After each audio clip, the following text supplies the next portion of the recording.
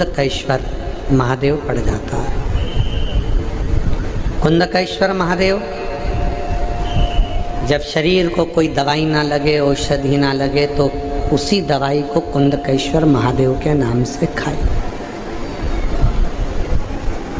Doctor की दवा को भी कुंदकेश्वर महादेव का नाम लेकर खाओ, शरीर में दवाई लगती है। शुगर लेवल ऊपर हो गया, शुगर बहुत ऊंचाई पर पहुंच गई, शुगर ज़्यादा ही हो गई, तो एक बेलपत्र कुंदकेश्वर महादेव का नाम लेकर शंकर जी पे चढ़ी हुई, अशोक सुंदरी के वहाँ स्पर्श करी हुई, रोज प्रतिदिन कम से कम 2 बेलपत्र गला पकड़ रहा है 2 बेलपत्र प्रतिदिन अवश्य खाओ। ज़्यादा ही शुगर ऊंची जा रही है तो 3 बेलपत्र सुबह, दोपहर, शाम का।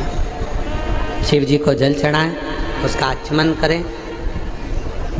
दिन भर में बेलपत्र खाने के बाद शाम को ब्लड की जांच जरूर कराएं, शुगर का लेवल अपने आप डाउन होगा। शिव पर भरोसा कर कर कुंदकेश्वर महादेव का नाम लेकर अगर खाएंगे, फल मिलेगा, फल प्राप्त होगा। आगे वर्णन आया 12 ज्योतिर्लिंग का। सोमनाथ जी में चंद्रदेव ने काया का रोग होने पर शिव की स्तुति कर कर काया के रोग से मुक्त हो। फिर वर्णन है मल्लिक, और यही शिव पुराण कह रही है।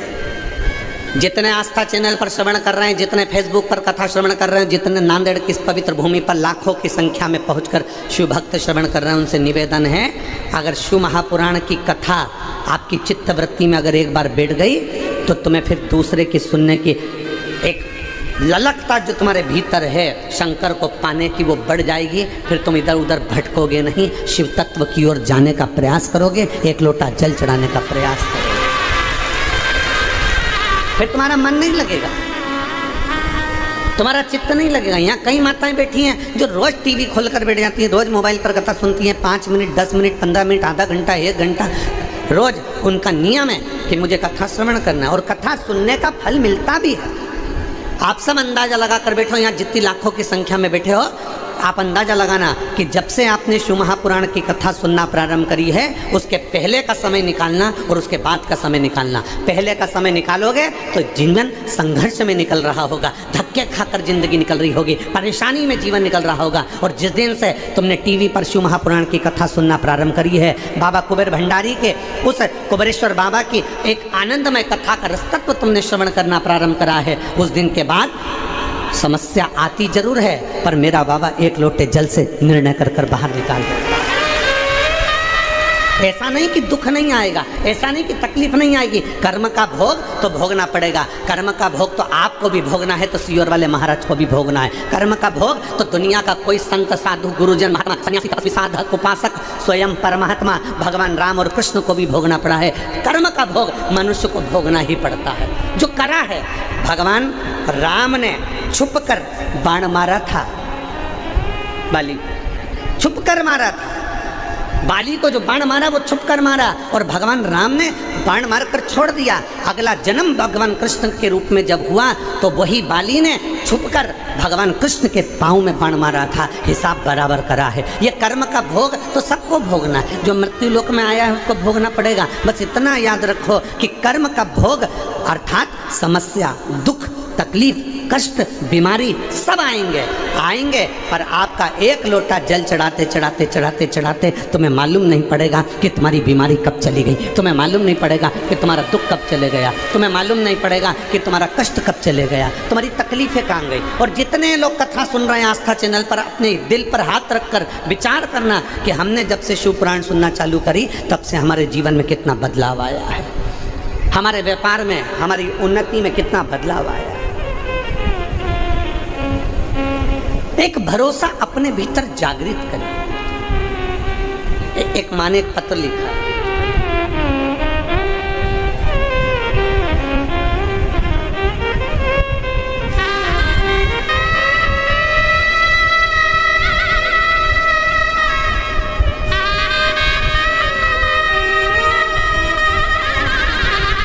मैं श्रीमती अनीता राम भाऊ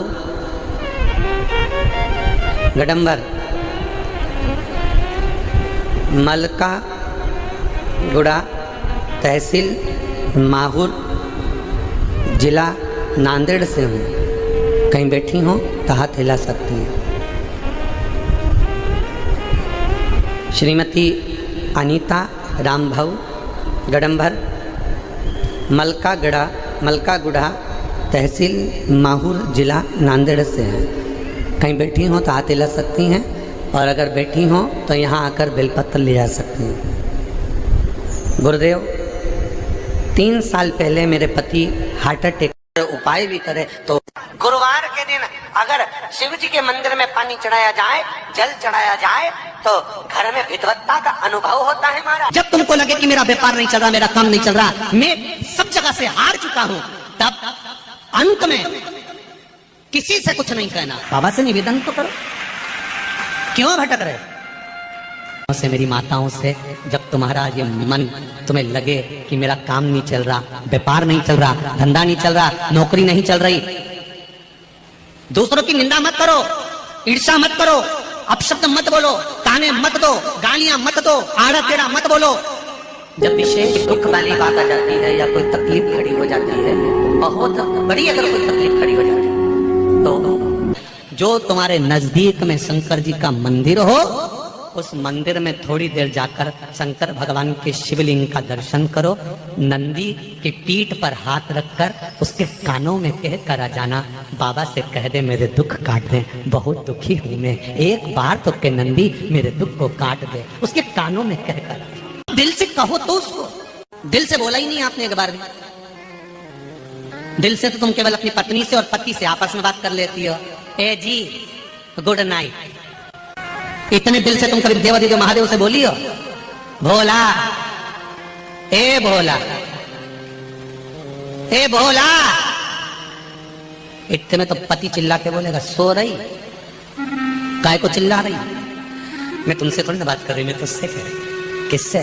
शिव जी से। भोला ए भोला, शंभू शंकर, हे मेरे ओ घड़ी, मेरे दयालु कृपा कर, बड़ी बड़ी दुख